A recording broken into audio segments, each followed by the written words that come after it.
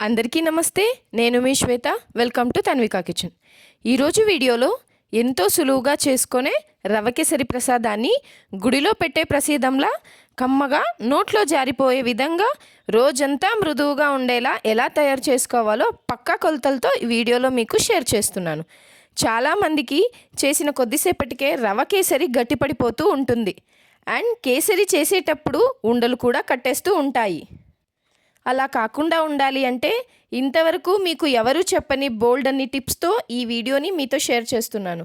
So ఈ video చూసి ఈ కొలతలతో మీరు తీసుకుంటే ఇంట్లో ప్రసాదానికైనా లేదంటే గుళ్ళో పంచి పెట్టడానికైనా ఎక్కువ మొత్తంలో ప్రసాదం చేయాలన్నా మీకు చాలా సులభం అయిపోతుంది.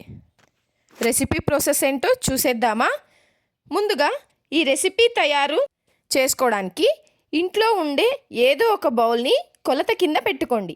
అన్ని ఇంగ్రీడియంట్స్ ఖచ్చితంగా అదే బౌల్తో కొలుచుకోవాలి. బౌల్ షేప్ అనేది పైనుంచి కింద వరకు ఒకే లెవెల్లో ఉండాలి. నేను ఇక్కడ చూపిస్తున్న గ్లాస్ బౌల్తో ఒక బౌల్ దాకా సూజీ రవ్వ తీసుకుంటున్నాను. ఈ 1 కప్పు రవ్వకి కావాల్సిన ఇంగ్రీడియంట్స్ అన్నీ కూడా ఇప్పుడు నేను చెప్తాను. బొంబాయి సూజీ అని చెప్పేసి బాగా సన్నటి పైన్ రవ్వ దొరుకుతుంది. ఆ రవ్వని యూస్ చేస్తే బెటర్. అది లేకపోయినా పర్వాలేదు, నార్మల్ రవ్వతో కూడా ఇదే కొలతలతో చేసుకోవచ్చు. ఫస్ట్ నీళ్లు మరిగించడం కోసం ఒక గిన్నెని స్టవ్ మీద పెట్టుకొని రవ్వ కొలుచుకున్న కప్పుతోనే 3.5 కప్పుల దాకా నీళ్ళని గిన్నెలోకి వేసుకోవాలి. కేసరి మంచి రావడానికి ఈ నీళ్ళలోకి చిటికెడంతా ఎల్లో కలర్ని నలిపి వేస్తున్నాను.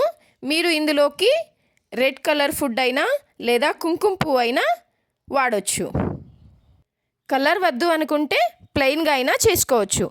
ఇలా కలర్ ఫుడ్ని వేసిన తర్వాత మూత పెట్టి లో ఫ్లేమ్లో నీళ్ళని మరగనివ్వండి. ఇప్పుడు మనం కొలుచుకున్న కప్తో తీసుకొని అందులోకి 1/3 కప్ దాకా ఆయిల్ని వేసుకోవాలి.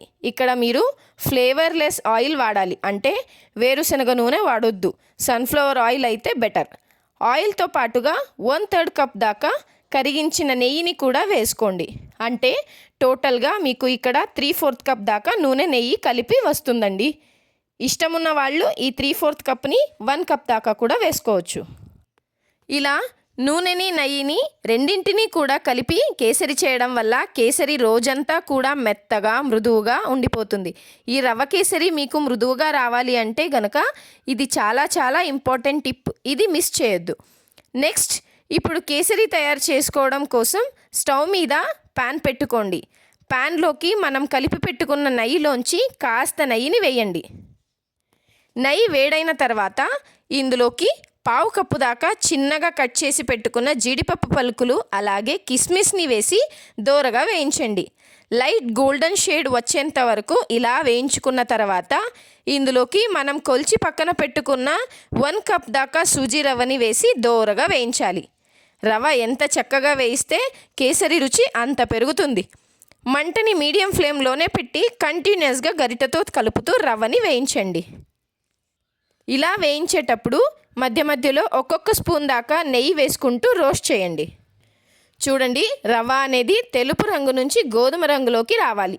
రవ్వ మాడిపోకుండా ఈ రంగు వచ్చింది అంటే పర్ఫెక్ట్గా రవ్వని వేయించినట్టు. ఇలా రవ్వ వేగిన తర్వాత మనం పక్కన పెట్టి బాయిల్ చేస్తున్న వాటర్ ఉంటుంది కదా, ఆ ఎసురుని ఇందులో వేసేసేయాలి. మంటని లో ఫ్లేమ్లో పెట్టి మొత్తం వేసేసి బాగా కలిపేసేయండి. ఇలా కలిపిన 2 నిమిషాలకే రవ్వ దగ్గర పడుతుంది. రవ్వ నీళ్లను పీల్చుకొని ఈ కన్సిస్టెన్సీకి వచ్చిన తర్వాత ఇందులోకి మనం పంచదార వేసుకోవాలి. అదే కప్పుతో 1.25 కప్పు దాకా పంచదార నేను వేసుకుంటున్నాను. ఇక్కడ పంచదారకి బదులు మీరు బెల్లాన్నైనా వాడుకోవచ్చు. సో పంచదార వేసేసిన తర్వాత గరిటెతో కంటిన్యూస్గా మిక్స్ చేస్తూ ఉంటే రవ్వ పంచదార రెండు కలిసిపోయి కన్సిస్టెన్సీ ఇలా కాస్త పల్చనవుతుంది. ఈ స్టేజ్లో మంచి ఫ్లేవర్ కోసం 1 టీ స్పూన్ దాకా యాలకుల పొడి అలాగే చిటికెడంతా పచ్చకర్పూరాన్ని ఇలా నలిపివేయండి.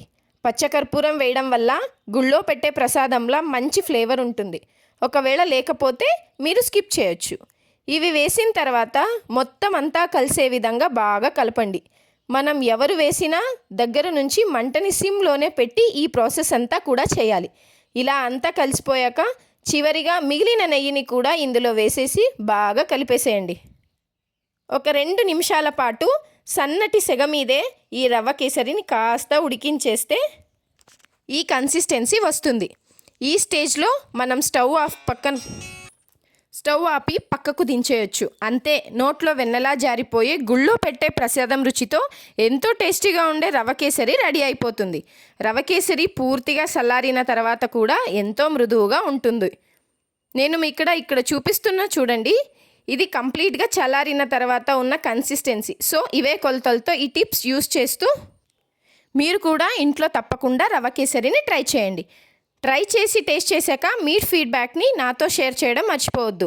వీడియో నచ్చితే లైక్ చేయండి, మీ ఫ్రెండ్స్కి ఫ్యామిలీస్కి షేర్ చేయండి.